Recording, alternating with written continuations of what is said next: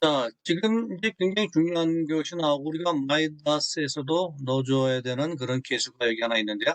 P 델타 효과입니다. P 델타 효과. P 델타 효과인데 이제 P 델타 효과는 뭐냐면요. 이렇게 우리가 건물의 변이가 지나치게 나오는 경우에 건물의 변이가 지나치게 나오는 경우에는 우리가 이 충력에 의해서 이 기둥 하중에 의해서 모멘트가 발생하죠. 추가 모멘트입니다. 이건 원래 없는 모멘트인데 이 변이에 의해서 발생하는 추가 모멘트다. 이렇게 보시면 되겠죠. P 델타, P 델타. P 델타라는 모멘트가 추가로 발생해서 이 건물에 해를 끼치게 됩니다.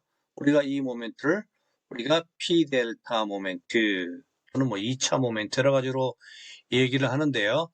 이 P 델타 모멘트를 우리가 먼저 체크를 해봐야 됩니다. 그래서 안정계수를 계산합니다. 이 안정계수입니다. 우리가 여기 여러 가지 이제 이 파라미터들은 여기에 설명이 되어 있고요. 마이너스가 아마 자동적으로 해줄 텐데요. 어쨌든 간에 여러분이 이해를 하셔야 됩니다.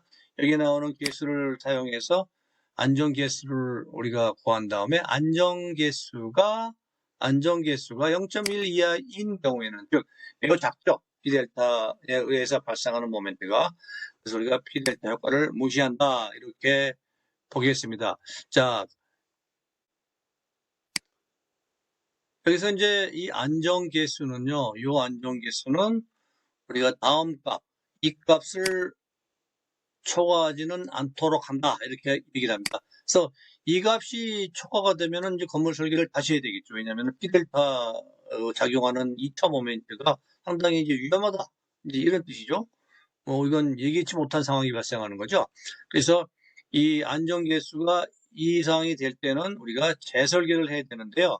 이제 안정계수가 0.25로 딱 정해주는 거죠. 0.25로. 그래서 안정계수가 뭐 얼마나 나오든 간에 0.25보다는 우리가 크지 않도록 건물 설계를 다시 해야 된다. 이런 얘기가 되겠습니다. 아시죠? 그래서 요 값 미만으로 안정계수가 들어오도록 어떻게 합니까? 어떻게 하면 이 값이 여기서 선택된 요 값 이하로 들어오게 됩니까? 계속 부재를 뭐 크게 해줘야 되겠죠? 그래서 부재를 뭐 크게 해주다 보면은 계속해서 이 델타가 줄어들겠고, 델타가 줄어들면은 P델타가 줄어들겠고, P델타가 줄어들면은 2차 모멘트가 줄어들겠고, 그리고 이 값이 안정계수 값이 뭐 0.2 또는 그 이하로 내려오겠다. 이렇게 뭐 쉽죠. 아주 간단하게 얘기할 수 있는 거죠. 여기 보세요. 델타가 줄어들면은 이게 안정계수가 이제 줄어들게 돼 있죠. 그렇죠? 아주 간단하죠. 예, 바로 이것도 우리가 마이다스에서 중요하게 체크를 하게 됩니다. 자, 오늘 비디오 강의의 마지막 주제입니다. 마지막 주제입니다만은 굉장히 중요한 주제죠. 굉장히 중요한 주제죠. 마이다스 입력은 이 그림으로부터 시작된다. 이렇게 얘기해도 과언이 아닙니다. 여기 나오는 파라미터들을 잘 이해를 하셔야지 마이다스 입력을 잘 할 수 있고 여러분의 프로젝트를 잘 진행을 하고요. 그리고 이제 여러분이 앞으로 사회에 나가서 또 회사에 들어가서 설계하고 시공할 모든 건물들이 이 안에 있습니다. 얼마나 중요한지 아시겠죠? 한번 들어보시기 바랍니다. 자, 우리가 이제 Y축이 지진 하중이죠. Y축이 지진 하중이고요. X축이 이제 변이입니다. 그렇죠? 이제 지진 하중이 밀어내면은 변이가 늘겠죠. 그래서 우리가 알고 있는 이제 리니어 이제 관계가 형성이 됩니다. 이렇게 밀면은 변이가 이제 느는데요. 그래서 리니어 탄성이라면 또 이제 하중을 빼면 원위치로 이렇게 들어오는 걸 얘기하는 거고요. 이제 리니어라는 거는 하중이 가해질 때 변이가 늘어나는 패턴이 이제 직선이면 이제 리니어고 이렇게 되면 이제 non-linear 비선형 이제 non-linear 비선형 linear 선형 이렇게 얘기를 하죠. 그리고 하중을 뺄 때 하중이 사라질 때 변이가 원위치로 돌아오는 경우를 우리가 탄성 그렇지 않은 경우에는 비탄성 그거 혼동하시면 안 됩니다. 자 이럴 때 이제 이렇게 탄성으로 올라가는 경우에는 이제 지진하중이 여기 있다고 보면요. 우리 지진하중에 이 지진하중은 우리가 정하는 게 아니라 이제 규준에서 코드에서 아까 말씀드린 CSW 그렇죠? CSW의 10%냐, 5%냐, 15%냐에 따라서 결정되는 거기 때문에 이것은 우리가 컨트롤할 수 없는 양입니다. 자, 이럴 경우에 이제 탄성 지진 하중을 탄성 곡선을 우리가 설계에 이용한다면 무슨 문제가 있겠습니까? 구조물이다 탄성 범위 내에 있어서 탄력은 있겠습니다만은 어마어마한 그런 공사비가 이제 소요되겠죠. 그렇죠? 어마어마한 공사비가 소요되겠다. 왜냐하면 그 모든 모든 부재를 탄성 범위 내에서 설계하고 시공하려면 건물이 뭐 오죽 비싸겠습니까? 그래서 이제 우리 스마트한 엔지니어들이 과학자들이 방법을 찾았습니다. 즉 건물은 이렇게 올라가다가 비탄성 또는 비선형으로 가더라도 비탄성이죠. 엄밀히 얘기하면 비탄성으로 가더라도 즉 하중을 빼면은 이제 원위치에 돌아오진 않죠. 이 변이가 조금의 여기를 뭐라 그러죠? 퍼머넌트 업셋, 퍼머넌트 변이 뭐 여러 가지로 불리죠. 그죠? 이런 퍼머넌트 변이가 발생하더라도 뭐 건물은 무너지지 않도록만 설계한다면은 그리고 보수 보강이 가능하도록만 설계해 놓는다면은 이 건축비가 뭐 이렇게 반 이하로 줄어들겠습니다. 그래서 우리가 경제적인 측면을 고려해서 건물을 탄성으로 설계하지 않는다. 이거 꼭 알아두시기 바랍니다. 건물은 어떻게 설계합니까? 비탄성으로 설계한다. 왜 그런다고요? 건물의 경제성을 제고하기 위해서 그렇습니다. 자, 그러면 어떻게 비탄성? 자, 그래서 문제는요. 비탄성 하중을 얼마큼 내리느냐가 중요하죠. 여기서 얼마큼 내리느냐. 이게 중요합니다. 그래서 얼마큼 내리느냐. 그죠? 이게 상당히 관건인데요. 이 얼마큼 내리는가를 여러분의 코드에 아까 제가 한 가지 말씀 안 드렸다. 앞으로 말씀드리겠다. 했던 사항이 R 팩터입니다. 자, 비디오 클립을 쉬는 시간에 다시 돌려보시기 바랍니다. R 팩터가 되겠습니다. 이 R 팩터를 코드에서는 제시하고 있습니다. 이 R 팩터. 그래서 R 팩터를 우리가 뭐 5다, 6이다, 7이다, 심지어는 8까지 줍니다.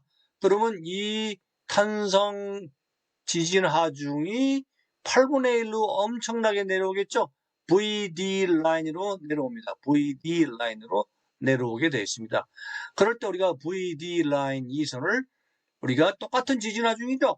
그렇죠. 근데 얘는 아니고 많이 줄였죠. 왜 줄였습니까? 설계하기 위해서. 그래서 우리가 설계 지진 하중이다. 그렇게 얘기를 합니다. 여기 있는 놈이 이렇게 내려옵니다. 설계 지진 하중이 되겠습니다. 설계 지진 하중이 되고 이 설계 지진 하중이 커브와 만나는 요점이 바로 뭡니까? 설계 변이가 되겠습니다. 설계 변이. 그렇죠? 이 부분이 설계 변이가 되겠습니다. 설계 변이가 되겠습니다. 이해가시죠? 이게 뭐라고요? 설계 지진 하중. 여기가 뭐라고요? 설계 변이. 설계 변이.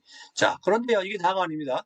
우리가 이제 실제적으로 지진이 오게 되면은 여기보다가 조금 더 많은 그런 우리가 변이가 발생할 수 있죠. 여기 설계 지진 변이, 여기 지진 변이, 이 지진 변이는 탄성이죠. 여기 보세요, 탄성이잖아요. 직선이잖아요, 그죠?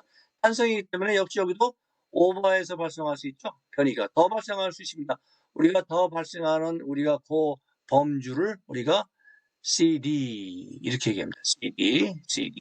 CD는 뭐 3도 되고 4도 되고 역시 얘도 코드에서 우리가 지정을 할 수가 있습니다. 그리고 마이너스에 얘 같이 들어가게 되겠습니다. 우리가 변이 증폭 개수라고 얘기를 합니다. 그래서 여기를 우리가 지정을 하게 되어 있습니다. 자, 정리를 한번 해보면요. 그래서 얘가 델타 S는 설계 지진 하중에 의해서 발생하는 탄성 변이, 그리고 그 탄성 변이는 초과될 수 있으므로 우리가 초과될 수 있는 범주를 결정하는 개수가 CD, 그죠? 변이 증폭 개수, 그 다음에 더 곱하게 되면은 여기에 델타 U가 나오죠. 여기가 이제 설계 변이입니다. 설계 변이. 우리가 이제 여기가 우리가 비탄성 변이가 발생하는 거죠. 여기는요, 탄성 변이. 다시 한번, 여기는요, 탄성 변이. 여기는 비탄성 변이. 여기는 설계 지진화중, 여기는 탄성 지진화중. 이 값은 누가 결정한다? R이 결정한다. 즉 설계 지진화중은 비탄성화중입니다. 비탄성화중. 얘는 탄성화중. 자, 지금 얘가 여러 가지 용어가 나왔죠? 여러분께서 잘 메모를 해 두셔야 됩니다. 그래서 탄성 지진화중, 비탄성 지진화중 또는 설계 지진화중.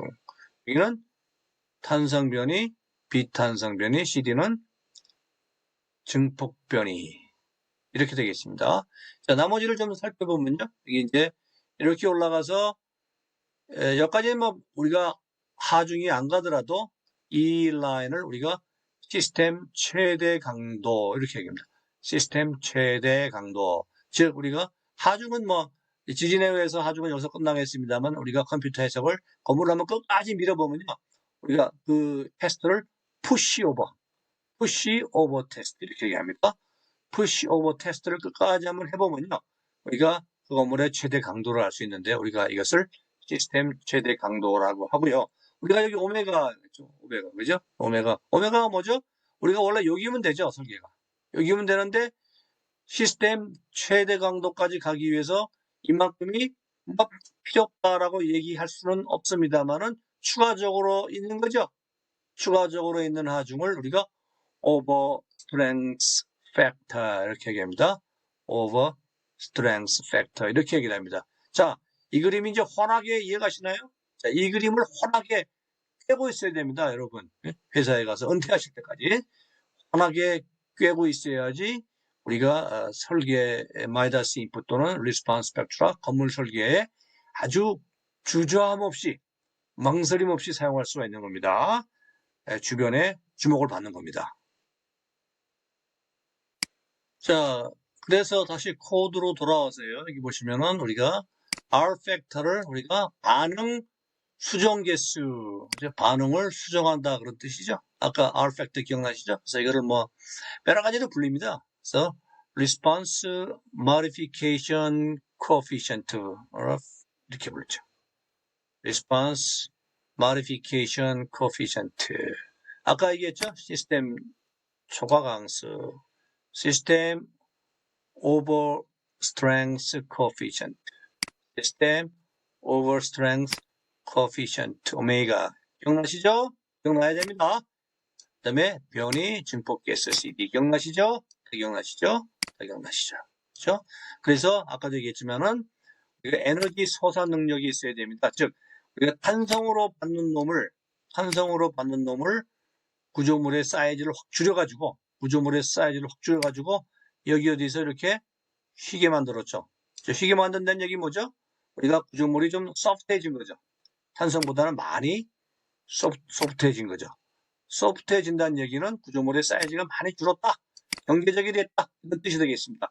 구조물이 많이 소프트해지기 위해서는 뭐죠?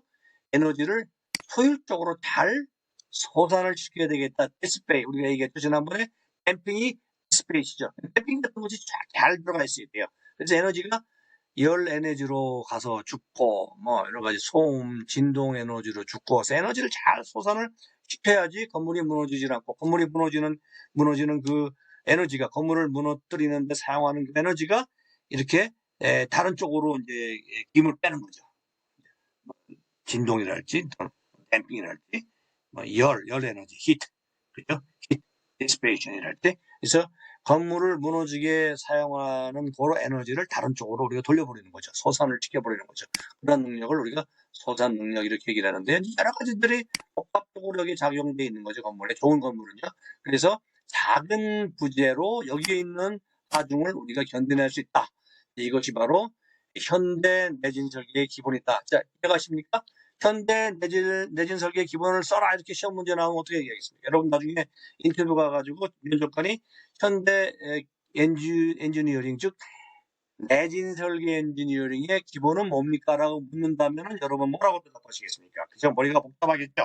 자, 말하면 한 가지입니다. 자, 탄성을 받아야 될 건물이 우리가 비탄성을 받도록 R 값을 조정을 합니다.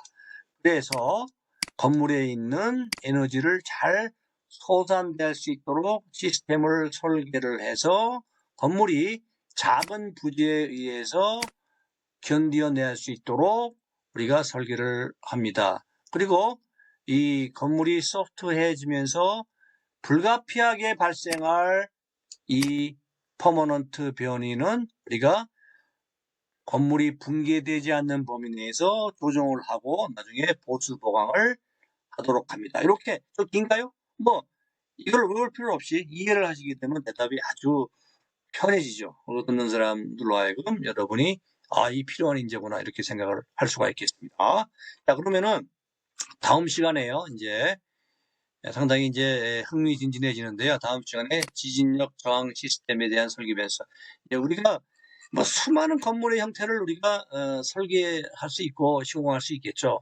뭐 자기 마음이죠. 뭐 엔지니어 마음이고 뭐 이 컨트랙터 시공자의 마음이 되겠습니다만 그렇지 않습니다. 이 코드는 여러분이 설계를 해서 시공을 하도록 허가받을 수 있는 구조물을 딱 지정을 하고 있습니다. 어떻게 보면 이제 여러분의 창의성이 이제 좀 이렇게 제한되는 그런 느낌도 없잖아 듭니다. 그렇죠? 하지만은 여러분이 창의성 있는 구조물을 개발하고 발명을 한다 할지라도 이 안에 있는 구조물과 링크를 시켜야 됩니다. 링크. 내 구조물은 아마 여기다. 아니면 여기랑 가깝다. 이런 식으로 링크가 가능합니다. 그랬을 때 이렇게 링크를 시킨 다음에 예를 들어서 여기다. 그러면 이 코드, 이 테이블은 여러분이 사용하셔야 될 R 팩터, 초과개수, 증폭개수, 내진 설계 범주, 이 모든 것을 다 얘기해 주고 있습니다. 그럼 우리가 이제 이 값들은 우리가 또 별도로 마이너스에 들어갑니다. 마이너스에. 그렇기 때문에 여기에 있는 그 구조물의 형태와 구조물이 뭐를 이렇게 철근 콘크리트 특수 전단벽이라고 부르느냐 이런 것들이죠. 그다음에 이런 값들을 자세히 공부를 해야지 이제 마이다스를 시작할 수 있는 겁니다. 마이다스를 해서 뭐 메시를 만들고 뭐 이게 다가 아닙니다. 그거는 뭐 일종의 테크니컬한 사실 뭐 이렇게 좀 배우면 많은 사람들이 할 수 있는 부분이기도 합니다. 하지만은 여기 있는 부분은 엔지니어들이 할 수 있는 부분입니다. 라이센스를 받은 엔지니어들이 하는 겁니다. 그래서 여러분들이 나중에 이제 라이센스를 받겠지만 구조 라이센스, 구조 기술사 자격증을 받으시겠지만은 구조 기술사만이 할 수 있는 특권입니다. 여기 있는 표를 분류하고 결정하는 거는 그렇죠?